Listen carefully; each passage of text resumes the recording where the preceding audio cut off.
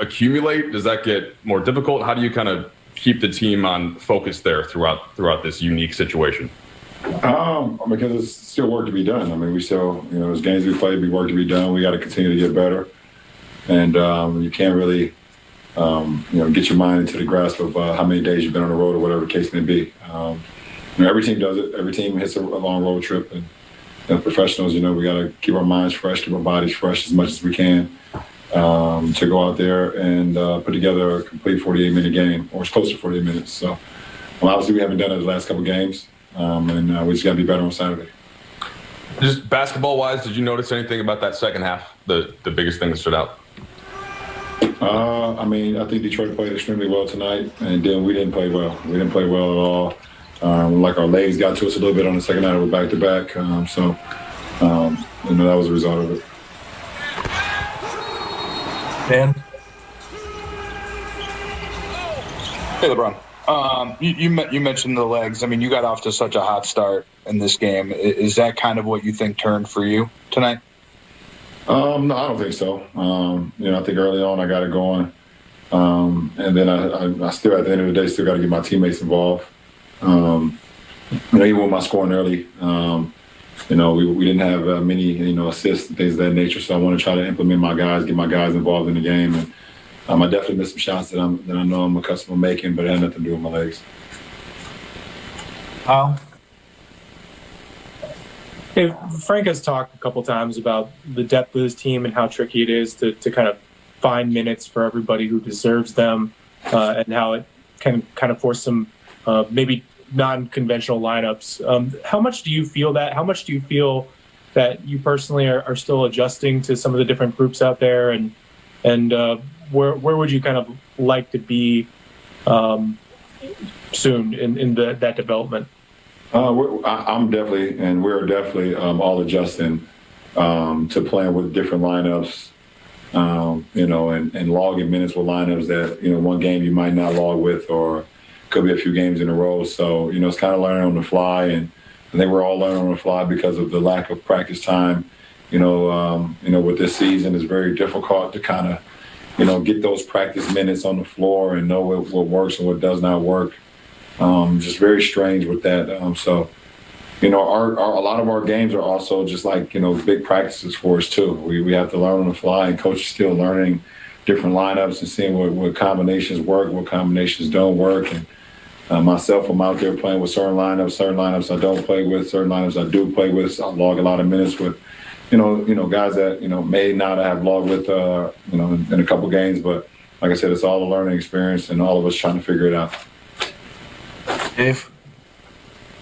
Ron, how do you get comfortable and stay patient with that challenge or that circumstance of needing the games to be the practices because the reality of the schedule doesn't allow for actual practices? I'll let you know.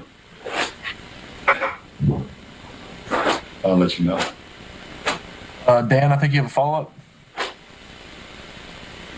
Yeah, LeBron, you guys have Boston on Saturday, and that's kind of one of those rivalries in sports that transcends even the country. I guess, what's it like to be a part of something so big like Lakers Celtics?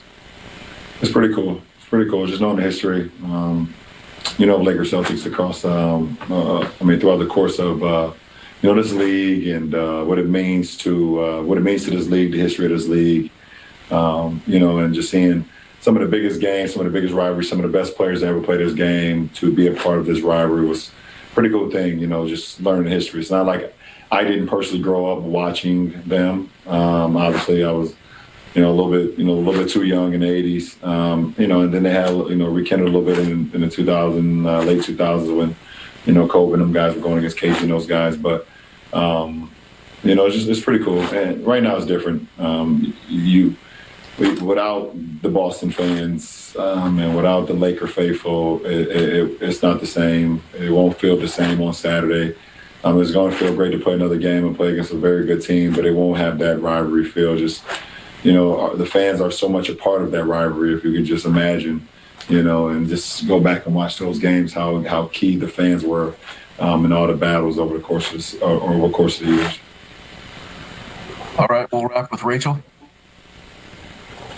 LeBron, when is it in the cycle of games and off days and stuff in a road trip that you feel the most tired? Because we talked a lot about how short the off season was, how much energy it was going to take, and you get to the beginning of the season and there's kind of a burst of we're starting, but you're on a long road trip like this.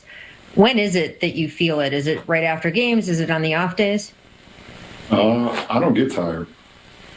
I don't feel tired. I get my sleep, I get my rest. But I have a lot of energy. I don't get tired, and I don't even. My mindset never gets to a point where it's like, okay, this is a long road trip. I'm exhausted or I'm tired. I don't even think about that. When we have our games, I'm ready to go. When we're not playing, I have an opportunity to rest and get my body back right, get my mind refreshed. But I don't get tired. What are you doing on this road trip since you can't go out to dinner and maybe hang with guys the way you normally would? What are you doing to keep yourself occupied? Watching a couple shows on Netflix and on Showtime, and drinking some wine. It's perfect. Okay. Thank you. I appreciate it. Watching some shows on Netflix, drinking wine. Tatum, Jaylen Brown's playing great. I just like to be here when we have that game and James is in the studio. I just like to watch James. Will you be at home watching that one? Of course. I gotta watch it at home. Yeah. Unless y'all want to invite me to the First studio. kind of Saturday night ABC. Would you like to come? Nah, I'm good. Okay. Primetime game. I'll stay at home if you want to come in. All right, let's do it. Do I get to say, get some of that Laker? Yes, sir. Okay. Boston Celtics, big game, James. Obviously, another powerhouse in the East. You've already played the Sixers, you've played the Bucks, and now you're playing the third best team. So we'll kind of see what the Lakers do with this. Yeah. You talk about Brooklyn, Milwaukee, now Philadelphia. You cannot forget about the Boston Celtics. They're well coached. They play well as a team. Tatum, explosive player, good supporting cast. The Lakers will have their hands full as they try to get back on track in Boston. Yeah, they just got Kemba Walker back about a week ago. He had not played yet this season. And let's not forget, Jaylen Brown is kind of stepping it up another notch. Last year, he was already established as a very good player, averaged about 20 a game. He's up to about 27, 28. He's off to a very strong start. And they picked up Tristan Thompson to play center. Yes. Pretty good team. They lost Gordon Hayward. Might have been addition by subtraction. They look pretty good to me. This is maybe a game that the guys have circled, right, in terms of motivation. And, you have a day off of rest, and then it's a primetime game. It's a game everyone's watching. Does that help? It helps a lot. And plus, you just come off with 2 losses. You definitely don't want to lose 3 in a row.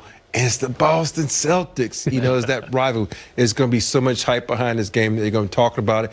And this is a young squad. And in the back of the Lakers' mind, it's like, this is one of the best teams in the East. Yeah. Who knows? We might meet them in the playoffs. So we got to come out and establish this game early and let these young fellas know who we are. And AD will be back. So it's some exciting times. And the Celtics are aware that we just tied them for 17 championships. They're aware, aren't they? Yeah. You expect an AD to play for sure? Yeah, I would think so. He's got a couple days to rest up. Of all the games I've covered, you guys obviously played in them, but I've only talked about them or written about them. The Game 7 in 2010 against Boston was the most incredible game I went to. And I covered Kobe's 81, and I covered Kobe's last game. And when Kobe outscored Dallas through 3 quarters, that was pretty crazy too. But to see the Lakers beat the Celtics and to see the emotion that came out of that Game 7, not a well-played game, 83-79 was the final. Kobe struggled with his shot. But just being there in Staples Center, it's a feeling I won't forget. Everyone stood for the entire second half, even the people in the lower bowl. No deals to be done, no talks to be made, nothing, just pure basketball. Yeah. Let's see who's better. It was pretty awesome. Rob got cheated a little bit. Celtics weren't any good when you were a Laker. I know, man. So one thing you didn't get to do. Yeah.